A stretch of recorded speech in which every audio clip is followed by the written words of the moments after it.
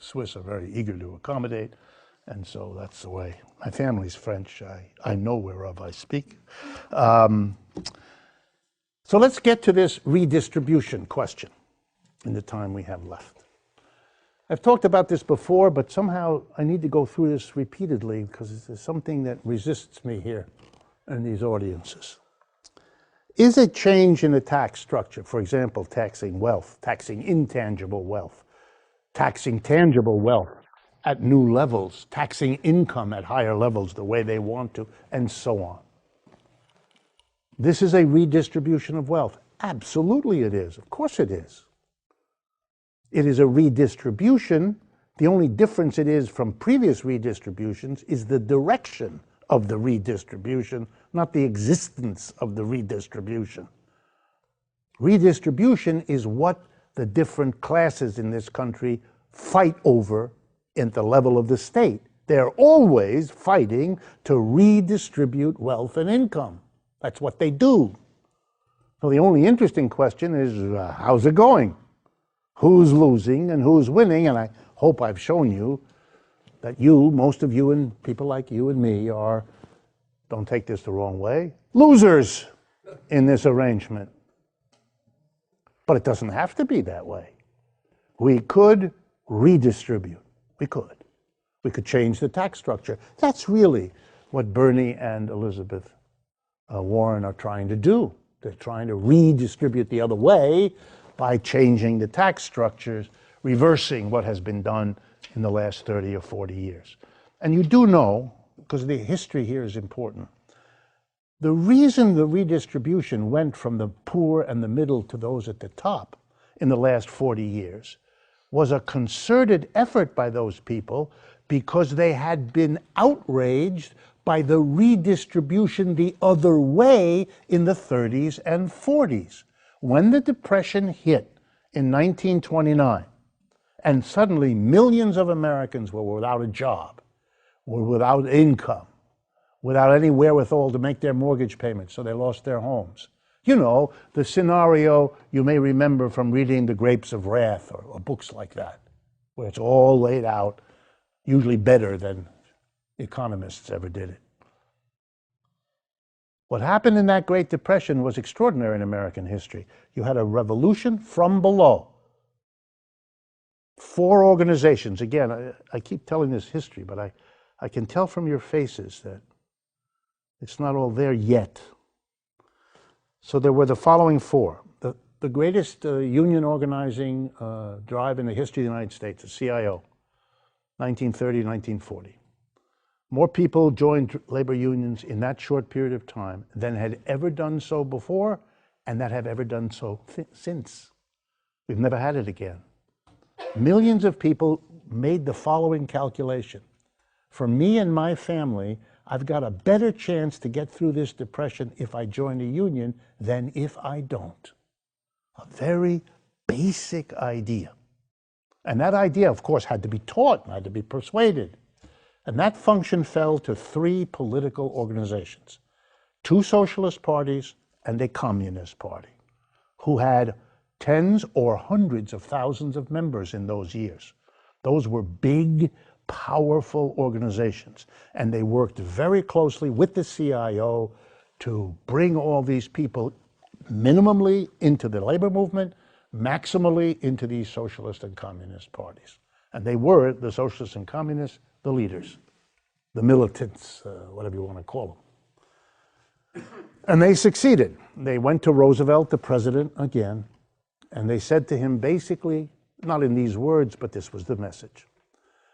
We represent tens of millions of people suffering through this depression, which they did, and Roosevelt knew it. We voted you in, and if you don't do something for us, we're going to vote you out. So it's your call, Mr. Roosevelt. Mr. Roosevelt wasn't stupid. He understood what he was being told. He went back to the corporations and the rich. He knew them all because he was one of them. So was his family.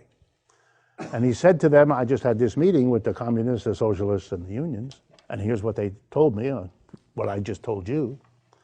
And I advise you to help me, Because with all this unemployment, the government has no money. I can't do what they want me to do for them because I don't have the resources.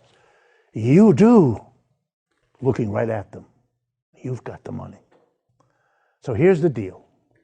You got to give me half your money so I can take care of the mass of the people.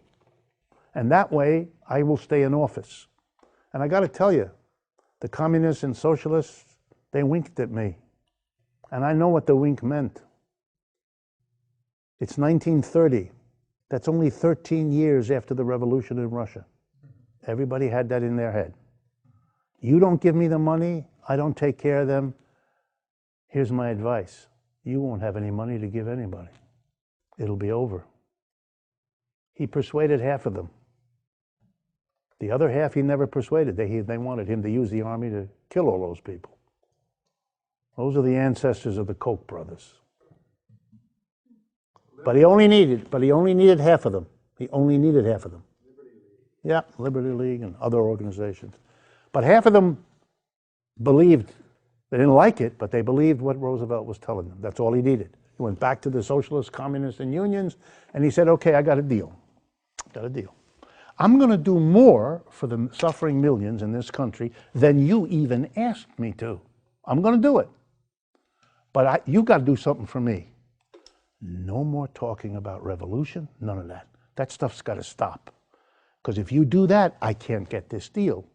And then I will do nothing for you. I can't do anything. And then those other people are going to take over, and they're going to shoot you with the military. We're going to have a civil war. The socialists and the communists and the unions made the deal. They bought the deal. There were dissenters. Not everybody agreed, but they bought the deal. And the deal was done. And Roosevelt taxed corporations and the rich more than any president had ever done. And he used the money for those four basic programs. Social Security, we never had a Social Security system before. Think about it. In the midst of a depression when the government has no money, it decides to have a program in which everybody who's 65 years of age or older gets a check every month for the rest of his or her life. It's an amazing thing to do when you have no money. The second thing, the unemployment compensation. You lose your job. Those were years when millions of people had no job. You get a check every week for a year or two to kind of help you through. Number three, the first minimum wage. We've never done that before. And number four, a public employment, a public jobs program that gave work to 15 million people who therefore didn't lose their home because they could keep up their mortgage payments and all the rest. He did it. He took money from corporations and the rich and helped average people in a way that had never been done before. The mass of people thought Mr. Roosevelt walked on water. He was reelected 3 times in a row. No president had ever had that happen before. We didn't have the law yet that limits you to 2 terms.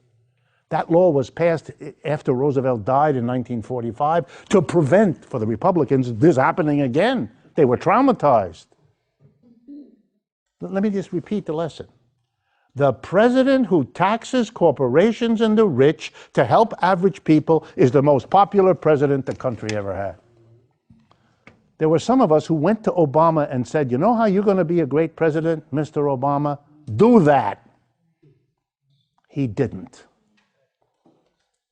And that missed his only chance to be what he could have been.